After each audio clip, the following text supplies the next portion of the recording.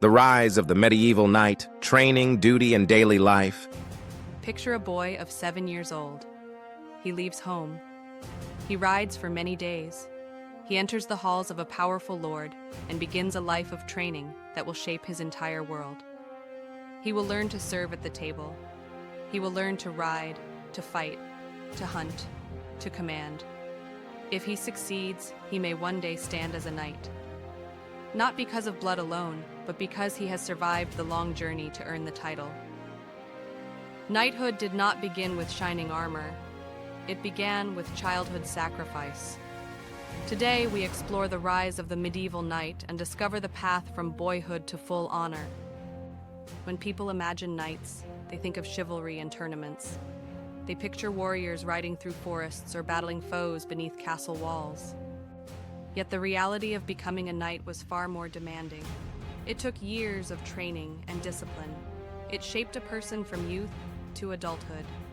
Rank was earned, not simply given.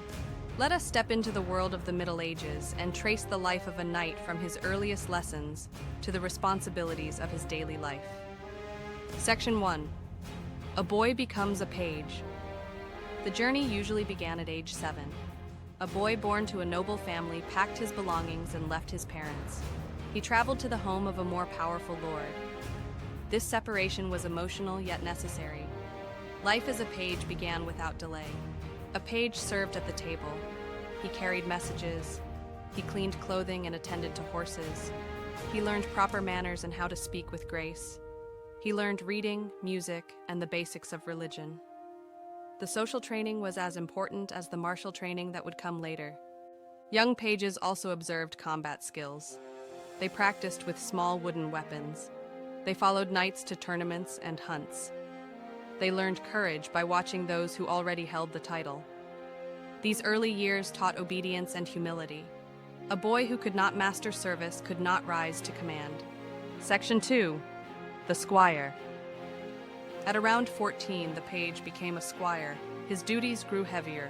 He now served a specific knight and learned through close observation. He cared for weapons and armor. He cleaned the stables. He woke early and trained late. Squires trained daily with swords, shields, and spears. They learned archery, wrestling, and riding. They studied how to judge distance, how to recognize weak points in armor, and how to fight alone or in formation. They rode beside knights during hunts or patrols. They slept lightly because squires were often called at night to carry urgent messages. Some squires followed knights into battle. They waited at the edge of the field ready to bring fresh weapons or help an injured master. In time, they might be trusted to fight beside the knight. These real combat experiences shaped their skill and fearlessness. The squire years were long and often dangerous. Many never reached knighthood. Section 3. The Knighting. Becoming a knight was not automatic. A squire needed the approval of his lord and the recognition of his skill. When the moment came, the ceremony carried great meaning. On the night before the ceremony, the squire entered a chapel. He placed his sword on the altar and kept vigil. He stayed awake in prayer.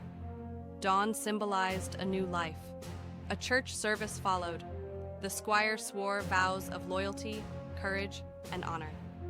Then came the final moment, when the Lord tapped the squire on the shoulder with the flat of a sword. With that, he rose as a knight.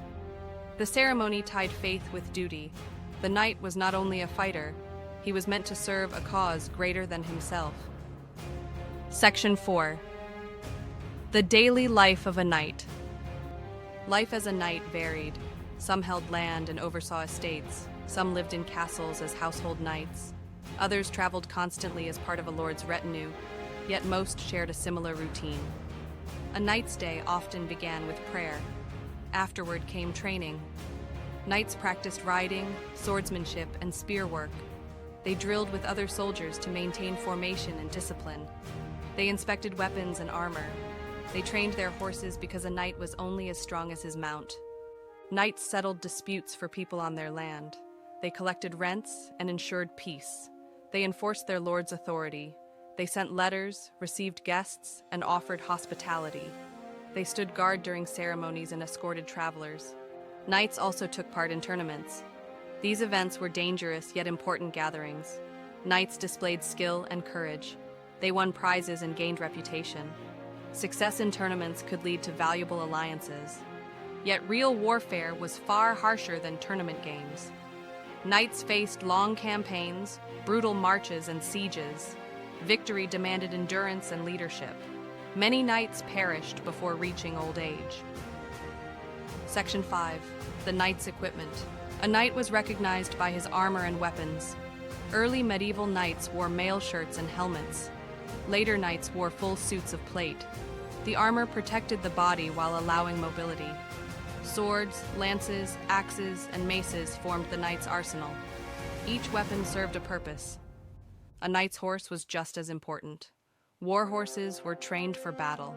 They reacted to pressure and leg cues. They moved in tight formations. They faced noise and danger without panic. A knight without his horse lost a great advantage. Maintaining this equipment required great cost. Armorers and stable hands played vital roles in a knight's life. Section 6. Duty and loyalty. A knight's duties extended beyond warfare. Loyalty defined the medieval world. Knights swore service to a lord in exchange for land or protection. In battle, they were expected to stand firm. In peace, they enforced justice. Knights protected the weak, at least in theory. They upheld local law. They maintained order during festivals and gatherings. They escorted noble families during travel. Yet loyalty was not simple. A knight might owe service to several lords through different alliances. Conflicts of interest created difficult choices. Betrayal was a constant threat. The knight lived in a world shaped by honor, yet shadowed by politics. Section 7. The knight in society. Knighthood was a symbol of status.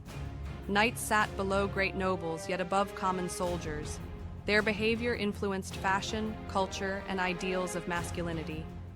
Knights inspired stories and legends. Troubadours sang of heroic deeds. Writers praised courage and devotion. Yet real knights were complex. Some lived with dignity. Others abused their power. Their actions shaped communities for better or worse. Knighthood remained a central force in medieval society because it combined military value with social authority. Section 8. The decline of the knight. By the late Middle Ages, new weapons challenged the armored warrior. Crossbows and longbows pierced mail. Gunpowder shattered plate. Armies grew larger and relied on foot soldiers rather than elite cavalry. Knighthood did not vanish in an instant. It transformed. The title became more symbolic. Knights continued to serve, yet warfare no longer depended on them alone. The story of the knight is the story of a world that changed with new technology and new forms of power. Conclusion. The rise of the medieval knight was a long journey shaped by training, duty, and loyalty. A boy began as a page, struggled as a squire, and earned the title through discipline and courage. A knight's life was not glamorous. It was filled with responsibility and danger. Yet the legacy of knighthood remains one of the most powerful images of the medieval world. If this look into the making of a knight taught you something new, press like and subscribe to TorchLit History. Tell me in the comments which part of knighthood interests you most. To explore how armor changed through the ages, watch my episode on medieval armor ranked.